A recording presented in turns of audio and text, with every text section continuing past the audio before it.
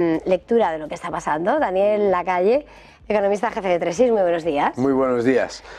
Bueno, lo que está pasando yo creo que era más que asumido por la mayoría, ¿no? Que iba a haber una victoria contundente del partido de Le Pen y que el que iba a quedar en un desastre absoluto iba a ser Macron. Lo que pasa es que yo creo que el mercado está mirando los resultados y dice, si Le Pen ha sacado un 33,15%, los otros han sacado un 28% y Macron ha sacado un 20%, pues los otros, si se juntan la ultraizquierda con Macron, etcétera, en una especie de alianza contra Le Pen, como ocurrió en la época de Chirac, contra el padre de Marine Le Pen, pues que entonces eso va a mantener el statu quo, ¿no?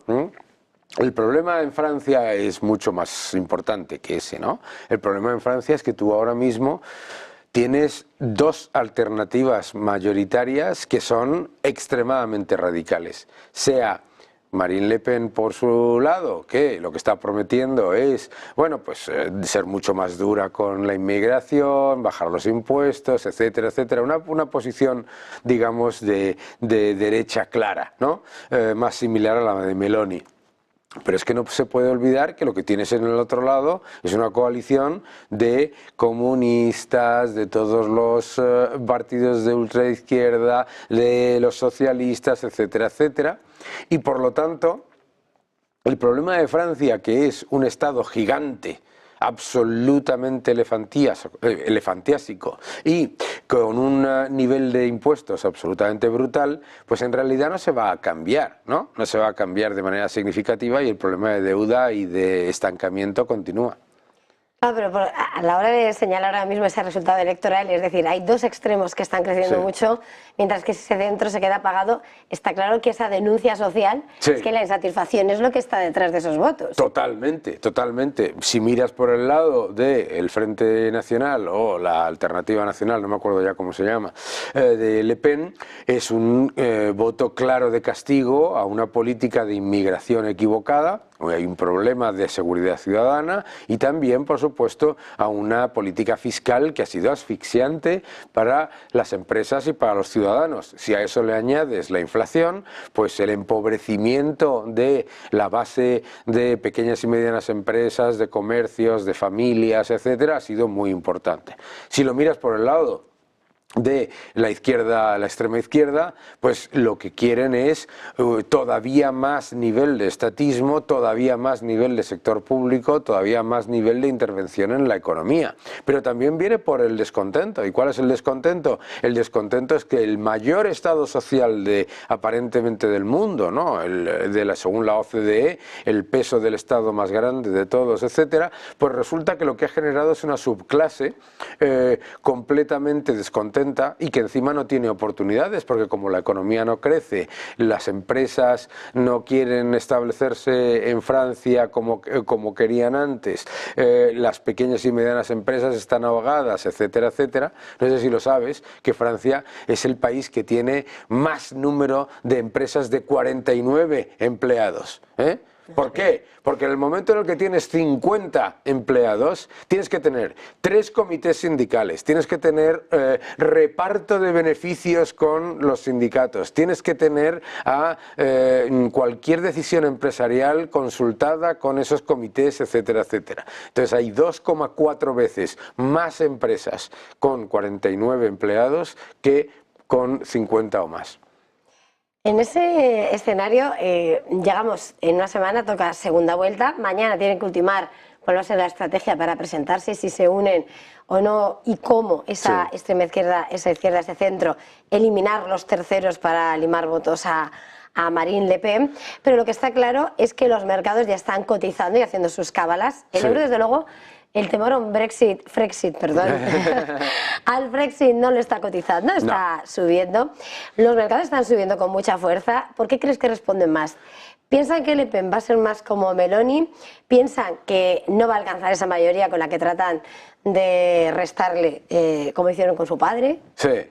Bueno, yo creo que un poco de todo. Primero, yo creo que cualquier persona que sea medio que no sea muy sectario, entiende que si gana Marine Le Pen ni se va a romper el euro, ni va a haber una debacle, ni nada de nada, etc. Igual que pasaba que cuando decían es que si va a llegar Meloni, Italia va a salir del euro y todo eso. Bueno, pues la realidad no ha sido eso. Lo primero es eso, ¿no? Por lo tanto, en la lista de opciones que está descontando el mercado, la de la salida del euro y la de una debacle total, yo creo que está eliminada. El problema fundamental es el segundo, ¿no? El problema fundamental es, bueno, pues vale, un rebote del 2% en el CAC, muy bien, estupendo, pero el CAC no ha hecho absolutamente nada este año, nada. O sea, es un índice muerto completamente, ¿no? Entonces, a mí lo que creo que es importante es darse cuenta de que ninguna de las alternativas es una buena alternativa para la economía francesa, ninguna, ¿no? O sea, la alternativa de Le Pen puede estar prometiendo una bajada de impuestos y ser más pro crecimiento, de acuerdo, pero al final, si tú no llevas a cabo una reforma seria de la monstruosa bueno, pues maquinaria burocrática y administrativa de Francia, pues bajar impuestos te va a ayudar poquito, te puede ayudar, pero te puede ayudar poquito. Entonces, son alternativas que en realidad cambian poco. Y el problema fundamental aquí es qué clase de coalición, aparte de contra Le Pen, una coalición contra algo, sería una coalición tan Frankenstein, si no más, que la que tenemos en España, ¿no? El hacer una coalición en contra de Le Pen simplemente porque dices el miedo a la ultraderecha y entonces resulta que unes al centro con la ultraizquierda, todo el arco político lo estás moviendo hacia una izquierda que lo que está haciendo a la vez es multiplicar la apuesta por un Estado que lo que hace es generar descontento, estancamiento, inmigración ilegal y deuda.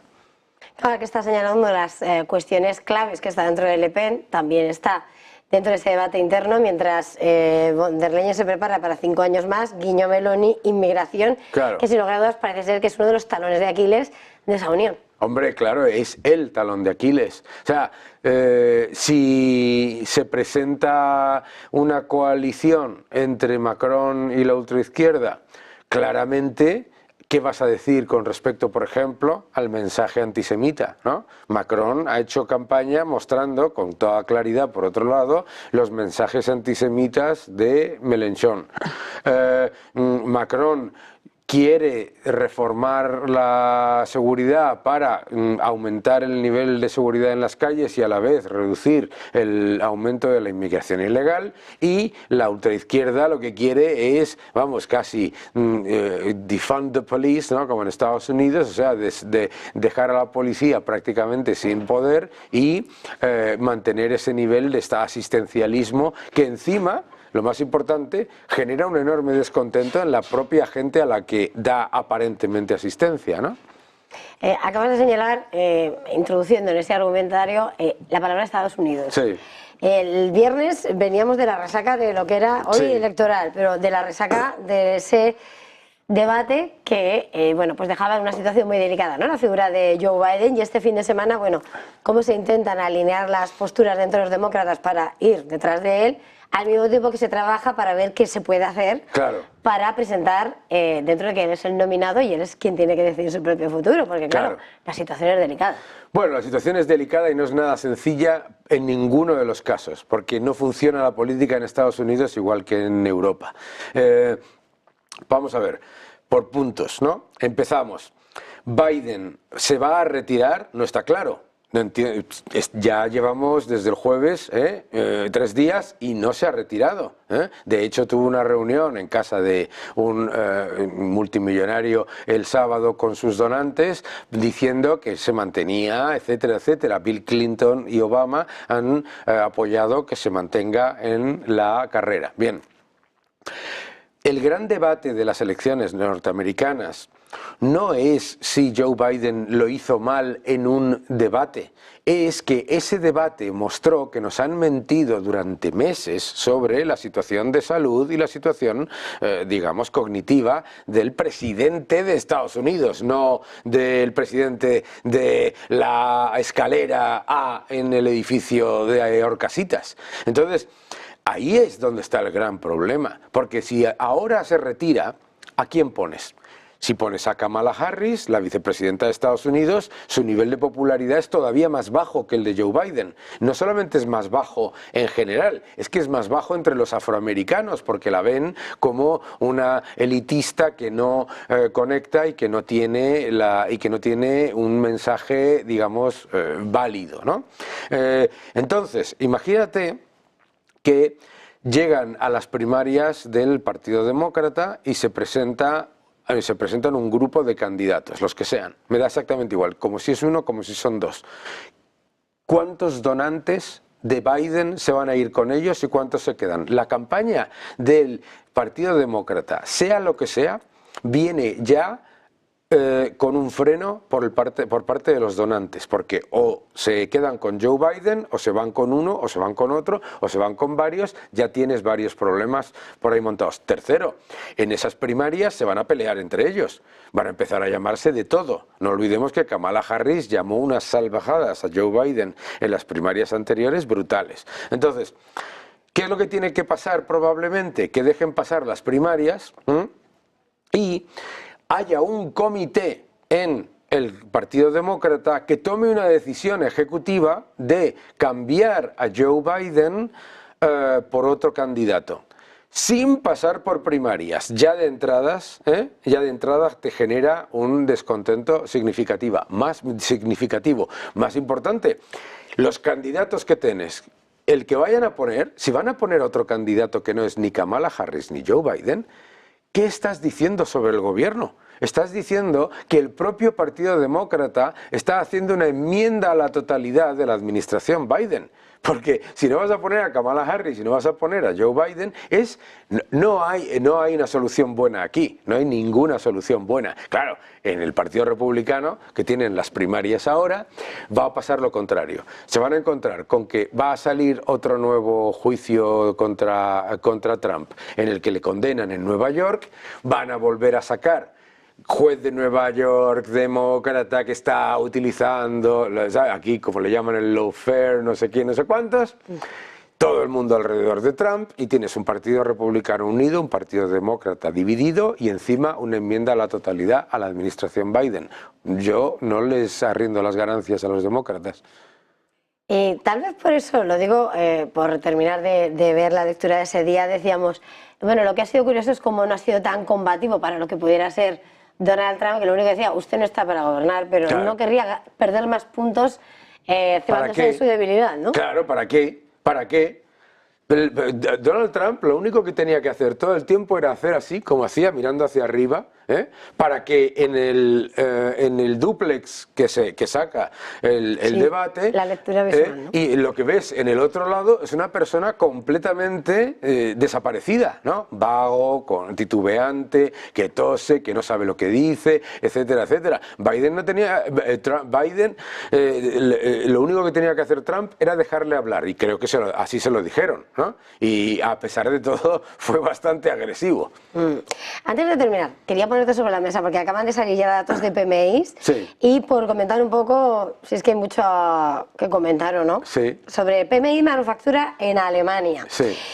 43,5, es una décima menos de lo que se esperaba, y eso sí, es una mejora de una décima. El de Francia, 45,4, también es una décima inferior, cuando además en las últimas lecturas del PMI compuesto de la eurozona decían, bueno, es que los que siguen pesando, efectivamente, son quienes eran, ¿no?, los fundamentales, ese París, sí, Berlín. ¿Cómo queda en este momento esa lectura en cuanto al escenario en la eurozona? Que los PMIs lo que muestran desde hace ya 30 y tantos meses, es que la eurozona es un absoluto desastre, porque todo esto está ocurriendo en medio de los fondos Next Generation. Todo esto está ocurriendo después de años con los tipos negativos. Todo esto está ocurriendo mientras el Banco Central Europeo sigue con el mecanismo antifragmentación, que yo lo llamo el mecanismo antimercado. Entonces, a mí, pues me da exactamente igual lo que diga. No, es que está mejorando una décima con respecto a no sé cuánto. Por Dios de mi vida.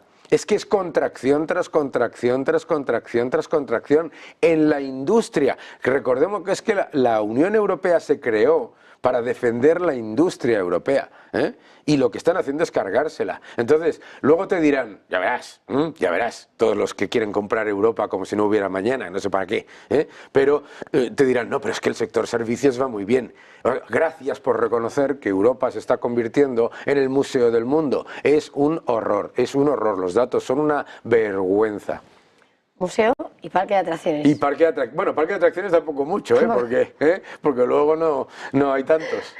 Bueno, Daniela, que haya sido un placer. Feliz jornada, feliz negocio. Muchísimas gracias igualmente. Y nosotros...